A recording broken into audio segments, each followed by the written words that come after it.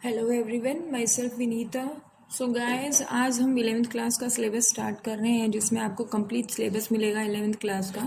तो आज का जो हमारा पहला टॉपिक रहेगा वो रहेगा लीनियर इनइक्वालिटीज़ का। लीनियर इनइक्वालिटीज़ का टॉपिक बहुत ही आसान सा टॉपिक है ये। आपने लीनियर इक्वेशंस के बारे में पहले भी पढ़ा है, 10th क्लास में आपने लीनियर इक्वेशंस के बारे में पढ़ा है। तो लीनियर इक्वेशंस क्या होती है देख लीजिए एक बार। लीनियर इक्वेशन, मैं इसको प्रॉपर तरीके से नहीं समझा रही हूँ, यहाँ पे फॉर एग्जाम्पल से मैं इसको समझा रही हूँ। लेट मैं एक इक्वेशन लिखती हूँ 2x + 5 = 0। ये क्या है? एक लीनियर इक्वेशन है। अब देखिए ये इक्वेशन क्यों है, क्योंकि यहाँ पे इक्वालिटी का साइन आया हुआ है। ये जब भी आपके पास कोई इक्वेशन, मतलब कोई भी आपने कोई एक्सप्रेशन लिखा और उसमें बीच में आपके पास = का साइन आ जाता है तो वो क्या हो जाता है? इक्वेशन बन जाती है। अब देखिए लीनियर इक्वेशन क्यों है ये? लीनियर इक्वेशन आपने पहले भी पढ़ा है कि हाईएस्ट पावर देखते हैं हम वेरिएबल की। अगर वो आपके पास वेरिएबल की हाईएस्ट पावर अगर 1 है तो वो क्या होगी? Linear equation. अदरवाइज वो लीनियर इक्वेशन नहीं होगी। ठीक है, तो इसमें देखिए x एक वेरिएबल है, x की पावर कितनी है यहाँ पे? 1, तो ये इसलिए क्या है? एक लीनियर इक्वेशन है।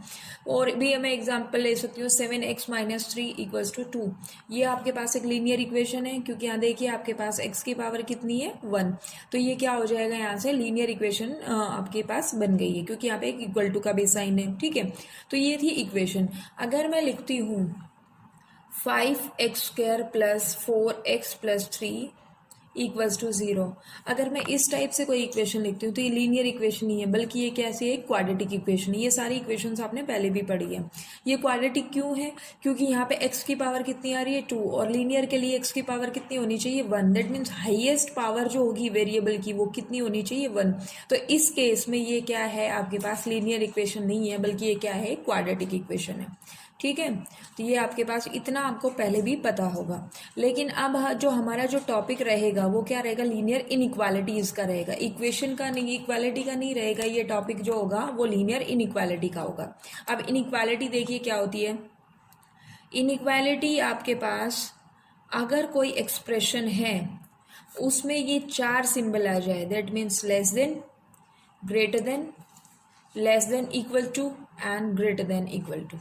अगर कोई भी आपके पास कोई एक्सप्रेशन है और उसमें ये चारों में से 4 सिंबल्स जो हमने लिए हैं, इसको हम बोलते हैं लेस देन, मतलब कम होना। ये आपके पास है ग्रेटर देन, और ये आपके पास है लेस देन और इक्वल, और लास्ट वन जो बच गया हमारा ये होता है ग्रेटर देन और इक्वल। ये आपके पास 4 सिंबल जिस भी एक्सप्रेशन में होंगे वो क्या होगी? लीनियर इनइक्वालिटी होगी। वो इक्वेशन नहीं बन के क्या हो जाएगी? इनइक्वालिटी हो जाएगी। ठीक है, तो आप फॉर एग्जांपल मैं आप लिखती हूँ। एग्जांपल देने से पहले मैं आपको टाइप्स ऑफ इनइक्वालिटी बता देती हूँ क्या क्या होती है। देखिए इनइक्वालिटी के बेसिकली 2 टाइप्स होते हैं। इनइक्वालिटी जो होती है वो 2 टाइप की होती है। एक आपके पास होती है स्ट्रिक्ट इनइक्वालिटी और दूसरी होती है स्लैक इनइक्वालिटी। ठीक है, स्ट्रिक्ट और सिलेक्ट 2 इनइक्वालिटीज़ होती है।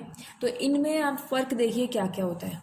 अगर मैं लिखती हूँ इक्वेशन 5x - 3 = 2, मैं ये आपके पास लिख देती हूँ। ठीक है, ये एक इक्वेशन लिखी है मैंने। यहाँ मैं लिख देती हूँ जैसे फॉर एग्जांपल 2x + 5 = 0, ये मैंने लिख दिया है।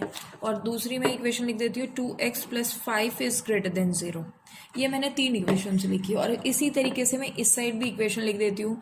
जो फॉर एग्जांपल 5x - 3 << क्या होगा? यहाँ से अगर मैं लिखूँ तो ये आपके पास लेस देन इक्वल टू 2 लगा देती हूँ। ये कितना होगा? 2x + 5 > 0। और ये क्या होगा? 2x + 5 > 0। ये मैंने लिखा। तो देखिए अगर आपके पास सिंपली लेस देन और ग्रेटर देन का सिंबल आता है, कोई भी एक्सप्रेशन है उसमें लेस देन और ग्रेटर देन का सिंबल अगर आ रहा है तो वो कैसी इनइक्वालिटी होगी? वो स्ट्रिक्ट इनइक्वालिटी होगी।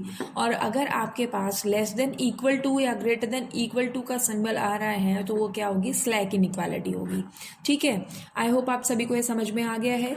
अगर आपके पास विदाउट इक्वल टू साइन आ रहा है, दैट मीन्स सिर्फ लेस देन और ग्रेटर देन का साइन आ रहा है, तो वो कैसी इनइक्वालिटी होगी? स्ट्रिक्ट इनइक्वालिटी होगी। और अगर लेस देन इक्वल टू का साइन या ग्रेटर देन इक्वल टू का साइन आ रहा है तो वो स्लैक इनइक्वालिटी होगी। अब देखिए जो ये आपके पास है 2x+5, फॉर एग्जाम्पल मैं ले लेती हूँ 2x+5 is less than equal to 0। इसमें दो आपके पास स्टेटमेंट कंसिस्ट कर रही है ये इक्वेशन, ये इनइक्वालिटी जो है। ये इसका मतलब क्या होता है, या तो आपके पास 2x+5 इज लेस देन 0 और 2x+5 इज इक्वल टू 0। ये आपके पास लेस देन इक्वल टू का मतलब ये होता है कि ये जो लेस देन इक्वल टू का जो सिंबल है इसमें दो सिंबल कंसिस्ट कर रहे हैं, एक लेस देन और इक्वल टू। ठीक है, तो अगर देखा जाए तो ये आपके पास क्या है, इनइक्वालिटी है, कोई लीनियर इनइक्वालिटी है, और ये आपके पास क्या है, एक इक्वेशन है। ठीक है, मुझे नहीं लगता कि इनमें कोई कंफ्यूजन है, क्योंकि आपके पास इक्वेशन के लिए इक्वल टू का साइन होना चाहिए और इनइक्वालिटी के लिए इक्वल टू का साइन नहीं होना चाहिए। तो देखिए जो ये आपके पास इक्वेशन थी, सॉरी जो इनइक्वालिटी थी 2x+5 is less than equal to 0, इसमें क्या था कि 2x+5 इज लेस देन 0 और 2x+5 इज इक्वल टू 0। ये तो इसमें इनइक्वालिटी और दूसरी क्या है, इक्वेशन है। ठीक है, तो आई होप आप सभी को ये समझ में आ गया है। दूसरा, दो नॉर्मल सी इनइक्वालिटी होती है, एक न्यूमेरिकल इनइक्वालिटी होती है। न्यूमेरिकल इनइक्वालिटी के लिए अगर मैं कहूँ, ये होती है आपके पास इनइक्वालिटी, ये आपके पास नंबर से रिलेटेड होती है। कोई भी डिजिट आपने ली, फॉर एग्जांपल मैं लेती हूँ 7 is greater then 5, -3 is less then -2, ये आपके पास है। तो देखिए आपके पास दो इनइक्वालिटी दी हुई है, 7 is greater then 5 and -3 is less then -2।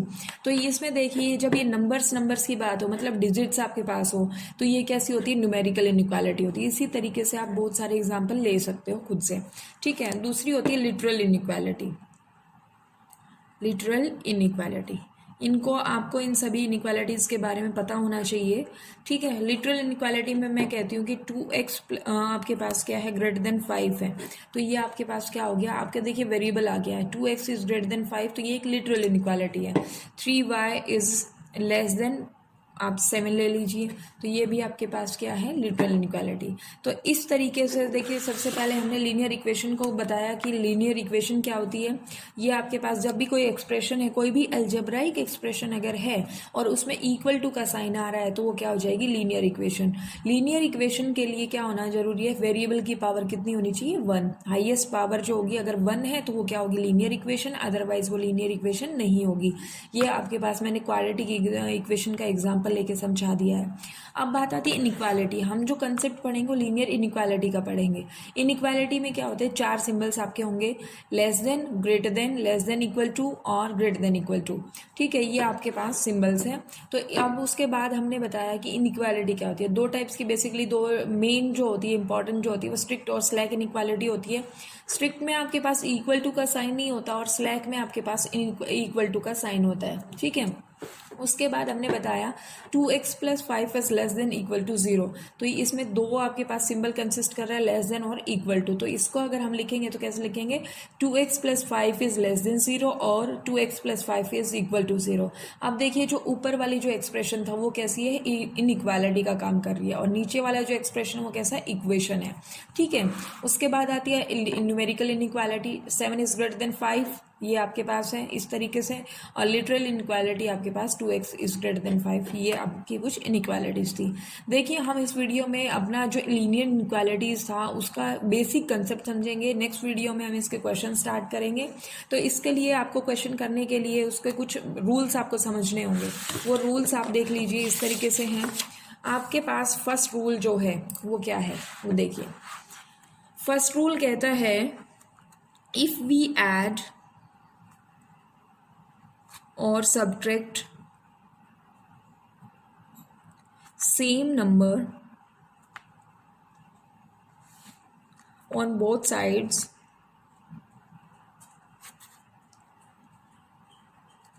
inequality remains same.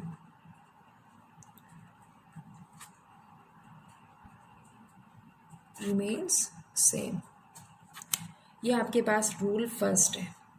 ठीक है, ये क्या कह रहा है, इफ़ वी ऐड और subtract same number on both sides inequality remain same.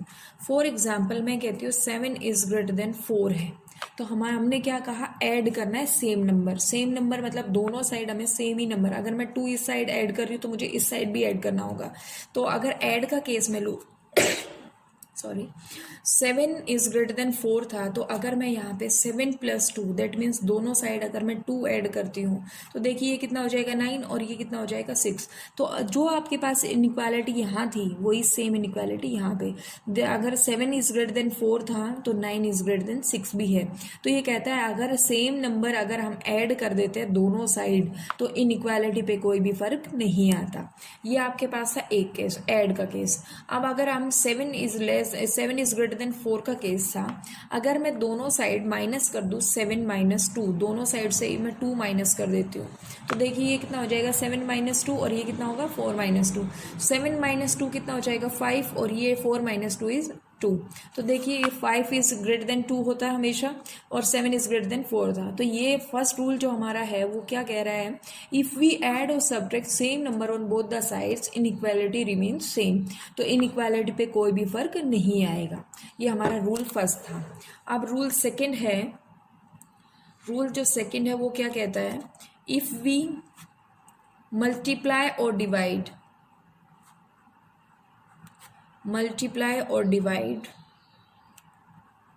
by same positive number, यहाँ पे मैंने मेंशन किया, ध्यान दीजिएगा पॉजिटिव नंबर मेंशन किया है। इफ वी ऐड और इफ वी मल्टीप्लाई और divide by same positive number on both the side inequality remains same।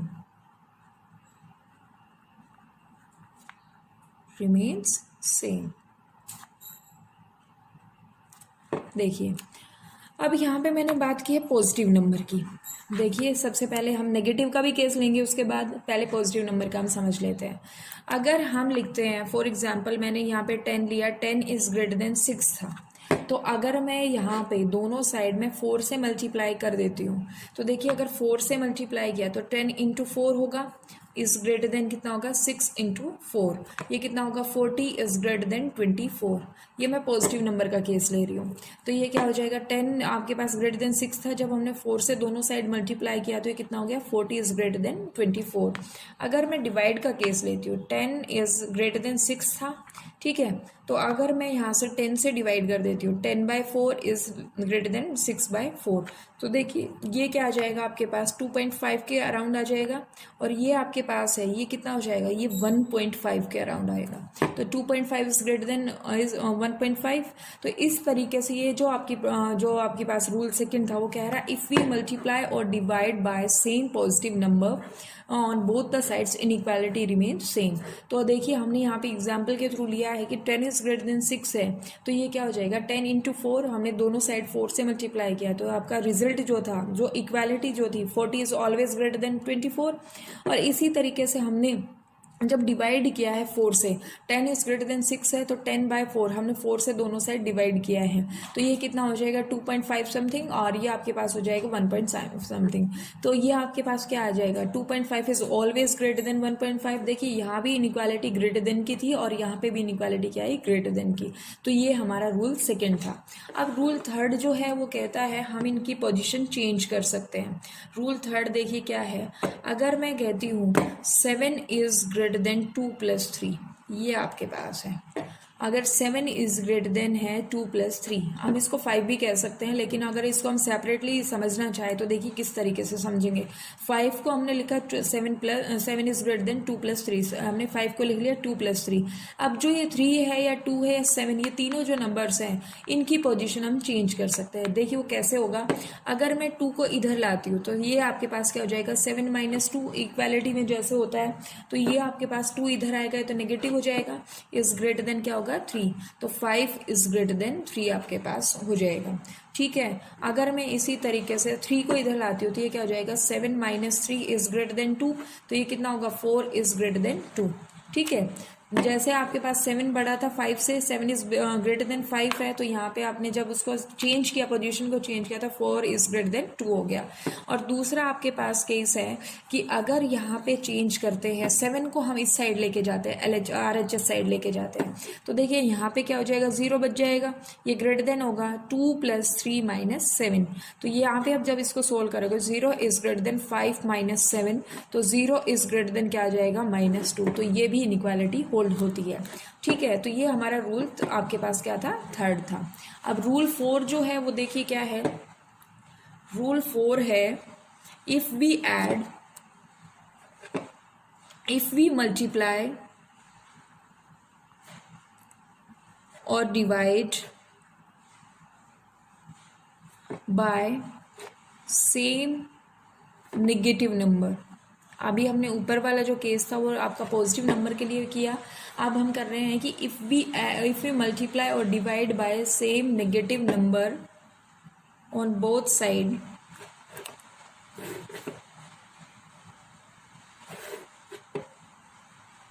Side, तो ये जो इनइक्वालिटी है वो क्या हो जाएगी, चेंज। तो हम यहाँ कह सकते हैं साइन ऑफ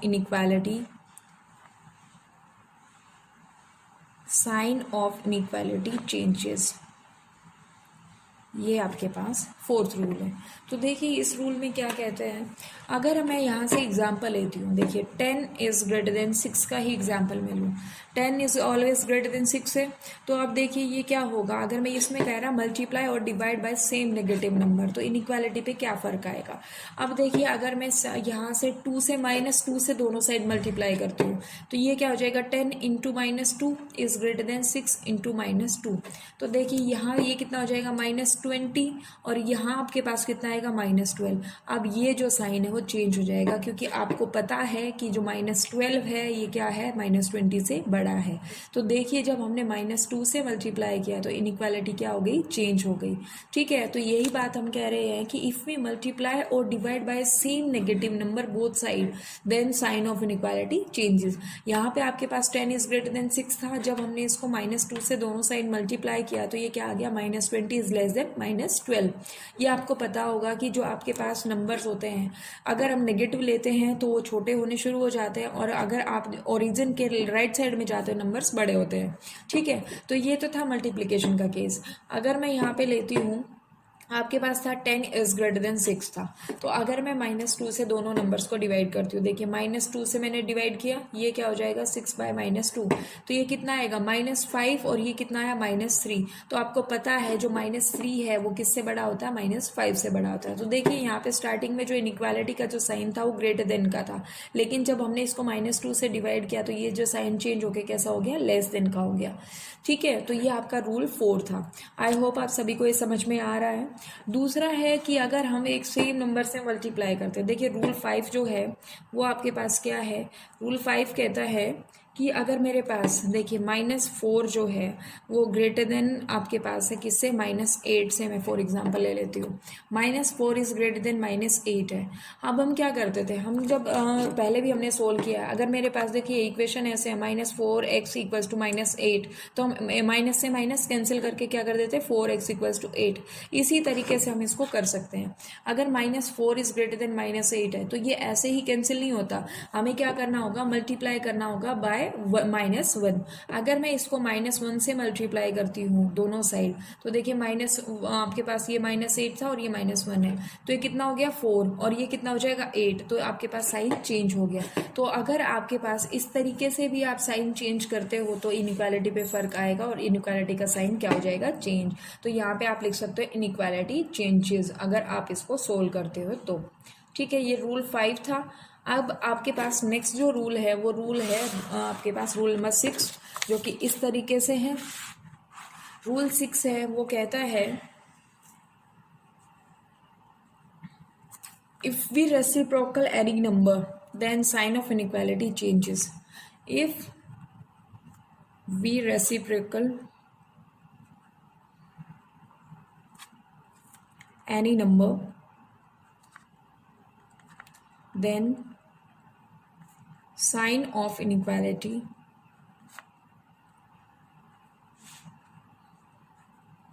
changes।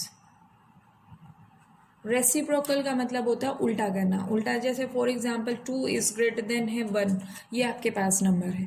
अगर मैं इसको रेसिप्रोकल कर दूं तो देखिए ये क्या, रेसिप्रोकल करूंगी तो ये 1/2 हो जाएगा और ये क्या हो जाएगा 1/1। ठीक है, तो आपके पास क्या आ जाएगा, साइन चेंज होके आ जाएगा। 2 आपके पास बड़ा है किससे, 1 से, लेकिन आपने जैसे रेसिप्रोकल किया, रेसिप्रोकल दैट मीन्स 1 अपॉन किया, तो ये क्या हो जाएगा 1/2 और ये क्या हो जाएगा 1/1। तो ये आपके पास लेस देन का साइन आ गया। और भी एग्जाम्पल ले सकते हैं, जैसे 10 इज ग्रेटर देन है 5। जब हम इसको सोल्व करते हैं तो ये कितना हो जाएगा, आप इसका रेसिप्रोकल कीजिए, ये 1/10 और ये कितना हो जाएगा 1/5। तो जब हम इसको सोल्व करते हैं तो देखिए यहाँ पे क्या आ जाता है, ये आपके पास ये आपका कितना हो जाएगा, सोल्व करेंगे तो ये 0.1 और ये कितना हो जाएगा, ये हो जाएगा 0.2। तो आपको पता है 0.1 से बड़ा होता है 0.2। तो आप जब इसको रेसिप्रोकल कर दोगे तो ये साइन चेंज हो जाएगा। अब आपके पास 10 इज ग्रेटर देन 5 था, तो आपने जब सोल्व किया तो ये आपके पास क्या आ गया, 0.1 इज लेस देन 0.2। तो ये कुछ बेसिक से रूल थे आपके पास, तो ये रूल्स आपको पता होना चाहिए। अगर ये रूल्स आपको पता है, ये इनइक्वालिटी के जो साइन चेंजेस होते हैं वो अगर आपको पता है, तो आपका जो चैप्टर है वो बहुत ही ईजी हो जाएगा, आपकी एक्सरसाइज जो है वो आराम से सोल्व हो जाएगी। अब यहाँ पे हमने जो देखिए एक बार दोबारा से, जो रूल 5 था उसमें हम लिख सकते हैं कि अगर हम रिमूव करते हैं minus sign, if we remove, यहाँ पे लिख सकते हैं हम if we remove negative sign